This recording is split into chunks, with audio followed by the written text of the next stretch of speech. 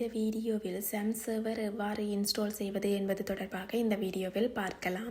எப்படி டவுன்லோட் பண்ணி இன்ஸ்டால் செய்வது தொடர்பாக பார்க்கலாம். Xampp டவுன்லோட் என்று கொடுத்து என்டர் பண்ணிவிட்டு நாங்கள்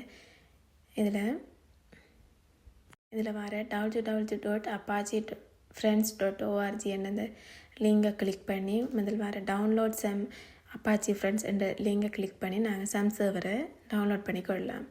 இதில் லேட்டஸ்ட் வேர்ஷனை எங்களோட டவுன்லோட் பண்ணணும். முதலாவதாக இருக்கிற 8.30 விண்டோஸுக்குரிய வேர்ஷன் லேட்டஸ்ட் வேர்ஷனை டவுன்லோட் பண்ணி டவுன்லோட் 64 பிட் என்ற பட்டனை கிளிக் பண்ணி Xampp சர்வரை டவுன்லோட் பண்ணி கொள்ளலாம். நீங்கள் எந்த விண்டோஸ் யூஸ் பண்ணுறீங்கன்னா அதுக்குரிய வேர்ஷன் அதுக்குரிய லேட்டஸ்ட் வேர்ஷனை டவுன்லோட் பண்ணலாம். டவுன்லோட் பண்ணி அந்த ஃபைலை நாங்கள் இன்ஸ்டால் பண்ணணும். டவுன்லோட் ஆகி முடிஞ்ச பிறகு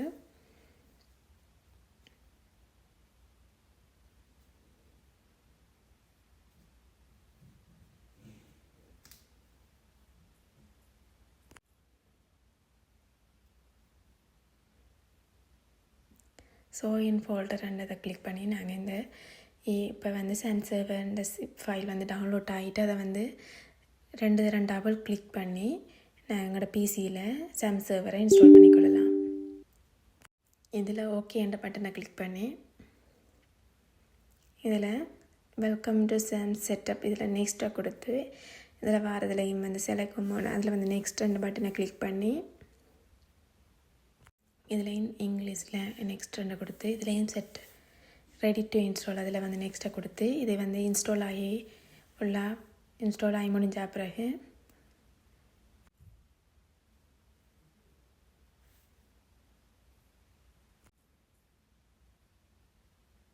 இதில் அலோன்ற பட்டனை கிளிக் பண்ணி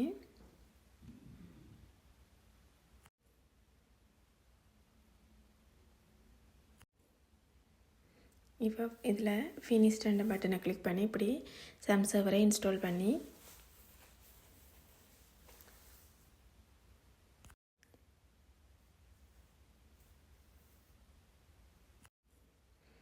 இப்போ Xampp சர்வரை ஓப்பன் பண்ணி நாங்கள் அப்பாச்சி MySQLையும் ஸ்டார்ட் பண்ணுவோமாக இருந்தால் இப்படி நாங்கள் Xampp சர்வரை இன்ஸ்டால் பண்ணி எங்களுக்கு Xampp சர்வரை யூஸ் பண்ணிக்கொள்ளலாம்.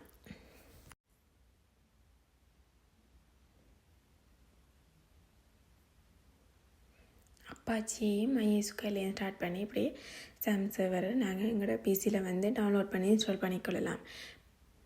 மேலும் இது போன்ற தொடர்ச்சியான வீடியோக்களை பெற எமது சேனலை சப்ஸ்கிரைப் செய்து கொள்ளுங்கள். நன்றி.